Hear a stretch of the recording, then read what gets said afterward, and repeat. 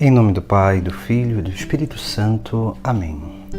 Proclamação do Evangelho de Jesus Cristo segundo Lucas. Naquele tempo havia também uma profetisa chamada Ana, filha de Fanuel, da tribo de Aser. Era de idade muito avançada, quando jovem tinha sido casada e vivera 7 anos com o marido. Depois ficara viúva, e agora já estava com 84 anos. Não saía do templo dia e noite servindo a Deus, com jejuns e orações. Ana chegou nesse momento e pôs-se a louvar a Deus e a falar do menino a todos os que esperavam a libertação de Jerusalém. Depois de cumprirem tudo, conforme a lei do Senhor, voltaram a Galiléia para Nazaré, sua cidade. O menino crescia e tornava-se forte, cheio de sabedoria, e a graça de Deus estava com ele. Palavra da salvação. Hoje, no texto sagrado, nós contemplamos a vocação profética. Essa vocação profética que é manifesta através da profetisa Ana, essa mulher que viveu a sua vida inteira numa dedicação especial ao Senhor. Mas para que possamos viver essa vocação profética, porque uma vocação profética é uma vocação de ser instrumentos do Espírito Santo, para que Ele possa ensinar, que Ele possa anunciar, para que Ele possa nos conduzir segundo a vontade do Pai do céu. Essa vocação profética, que é manifesta pelo Espírito Santo, é uma vocação onde o próprio Espírito Santo, nessa obra da graça transformadora e restauradora, vai nos restaurando aquilo que nós perdemos pelos primeiros pais, a imagem e semelhança, aquilo que nos torna cada vez mais vinculados ao Filho de Deus, para sermos verdadeiros filhos de Deus. Por isso que nós precisamos nos abrir a essa graça, porque o Espírito Santo em nós, por essa graça transformadora e restauradora, ele nos torna filhos do Pai do céu. E para nos tornar filhos do Pai do céu, ele nos identifica ao próprio Filho de Deus, a Jesus Cristo. E assim nós nos tornamos cada vez mais dóceis ao Espírito Santo, para que Ele mova a nossa vida para essa grande obra de salvação que deve acontecer na nossa vida, mas também através da nossa vida. Por isso que hoje nós vemos um itinerário no Sagrado Evangelho para que possamos viver essa vocação profética. Como já dizíamos, a vocação profética é uma obra do Espírito Santo, esse munus que nos permite anunciar, ensinar, revelar através de nós, das nossas atitudes, das nossas palavras, aquilo que é a verdade de Deus. E se nós olharmos bem o próprio texto sagrado, nós vamos ver que Jesus é esse grande profeta, é aquele que nós precisamos nos identificar.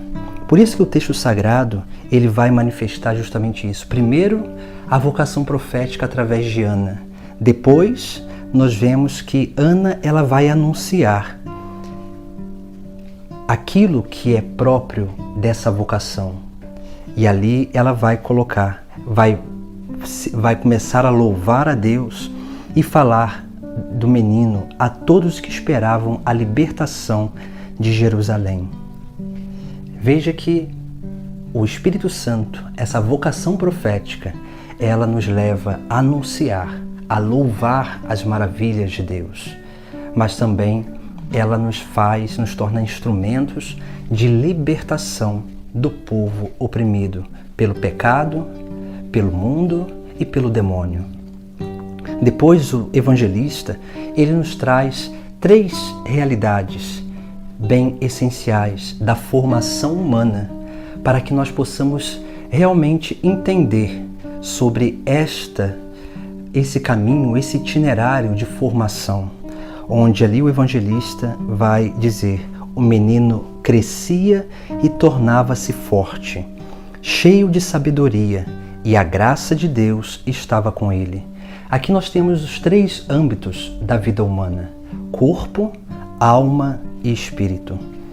O menino crescia e tornava-se forte, ou seja, ele crescia em estatura no seu corpo, adquirindo virtudes essenciais para aquilo que é o equilíbrio humano. É claro que Jesus, ele é Deus, mas quando o evangelista ele relata isso, ele está muito mais nos chamando a atenção sobre aquilo que nós devemos ser, imagem e semelhança de Cristo. E por isso nós precisamos crescer nessa prática de virtudes, para que nós possamos ter bons hábitos, hábitos que realmente se tornam instrumentos da profecia, anunciando a verdade e libertando de todo mal, de todo maligno.